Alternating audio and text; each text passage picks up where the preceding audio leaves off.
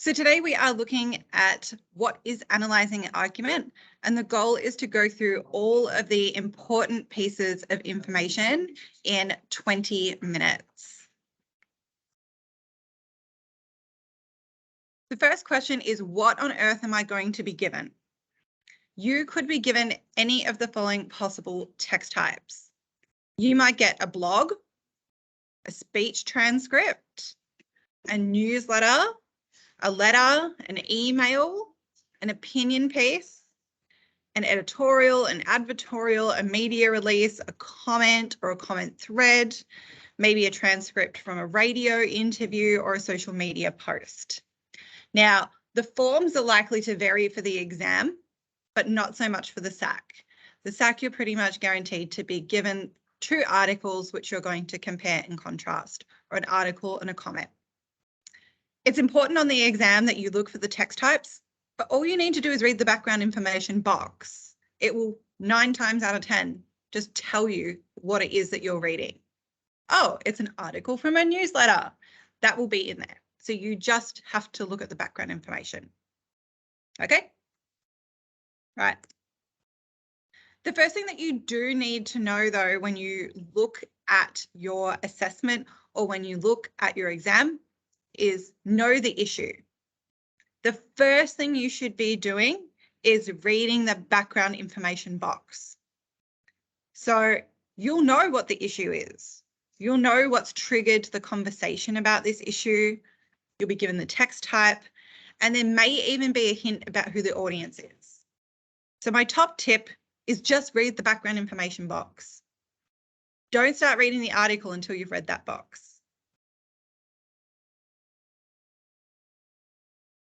The second thing that you will need to consider once you've read the piece is you need to know who the audience is.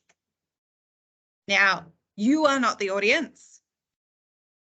And don't talk about what it makes you or we think. What you need to work out is who is being addressed and in what context are they being addressed. Basically, I just go with this approach. When students ask me, how do I find out who the audience is? I just ask myself the question, well, who's a part of the issue? The background box information may give you a hint, but just ask yourself, who the hell cares? And that will help you find the audience. It could be so specific, like students or retirees or business people, social media users, sports fans, depending on what the article is. If you just ask yourself, who cares? Then you'll be able to find the audience. The audience is important because it will frame the way that you talk about the discussion. Some audience members may be more progressive and receptive, especially if the audience is young people. But perhaps if the audience is older people, they may be more conservative or skeptical. And you would have to say or do different things to convince those groups of people. That's why you need to know who the audience is. The next thing you need to find is the contention. Now, unlike in year 9, where the article was probably written so you could just highlight a line and that's the contention, you need to find out what does the writer want the reader to know, think, feel, believe, or do.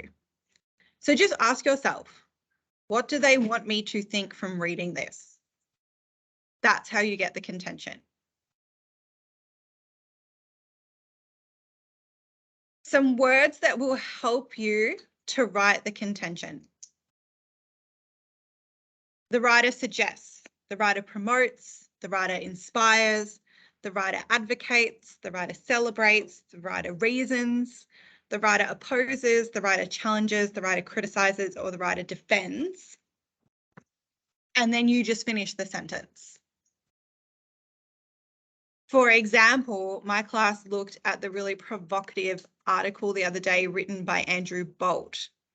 And Andrew Bolt essentially contended that he was trying to challenge the idea that young people have access to gender reassignment surgery, and see how that just finishes that contention really clearly. So these words will also be available to you via this PowerPoint to help you. Once you know what the issue is, you know who the audience is, you know what their contention is, then you can go and find all the other stuff that you want to put in your essay. What are the writer's arguments? What's the writer's tone? What language choices do they make? And if there is an image, you have to analyze it. Now, a common misconception among students is that you don't need to talk about the language. You do. And you will need some meta-language to help you start to unpack how the writer is constructing their piece of work. What language strategies do they use to try and build their arguments? You don't want to get into the habit of just labeling all of these because that would be the wrong thing to do, but you do need to know what to look for as a starting point. If you don't know what some of these are, I strongly suggest looking in your English textbook from last year, or even just a little bit of research, or your OneNote will help you to find what these things are, so you can then pick up on them when the writer is writing. A common downfall for many students, particularly on the exam last year, was that they forgot to talk about the visual. Now, the visual and the headline are very important parts of the article. They've been picked by the writer for a particular purpose. And you could be given something like a map or a graph or a chart, a cartoon, a photograph, an illustration, a logo, or a banner. Now, don't just say there's an image. An image is not specific enough. What is it? If it's a photo, it's a photo.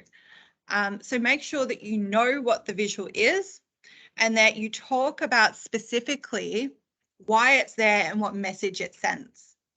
Our next session will actually go into detail on about how you unpack a visual and how you write a really detailed visual analysis as well.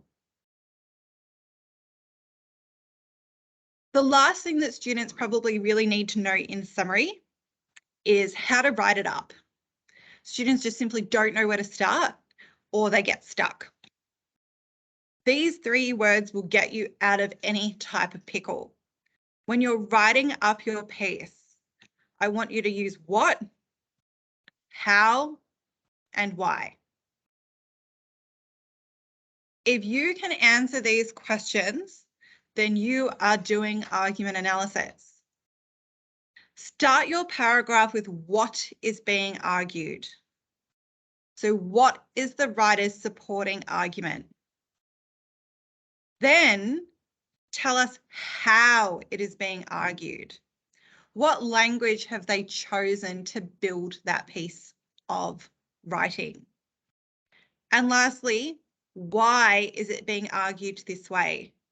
What impact does this have on the reader and what they think, feel, or believe? Then you may choose another piece of language to look at and talk about how that builds the argument and impacts the audience. It's really important to note that for this area of study, you don't need to write a set number of paragraphs. It's completely open and up to you based off what you think is interesting. Lastly, I just want to quickly tell you about the outcome, what you need to do.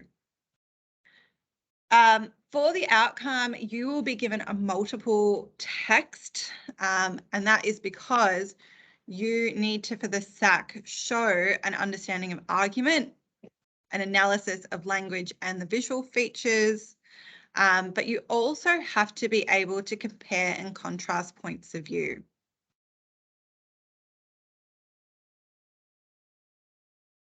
Something to really help you out, and just to finish off today, is the essay structure. Don't worry so much about the single text because we'll come back to that for the exam. You may only be given a single text for the exam. Students last year were only given one. But for the SAC, what you will need to do is simply, in your introduction, introduce each of the 2 texts that you've been given, explain in general the similarities and differences, and then you can start analysing a range of arguments. Always start with text 1, and you may only write 1 or 2 paragraphs about text 1 before you then go on to talk about text 2. Once you start talking about text 2, you may only write another 1 or 2 paragraphs. Again, the length doesn't matter. But once you're in text 2, you want to be drawing upon any connections it makes to text 1, how they complement each other, how they compare and contrast to each other.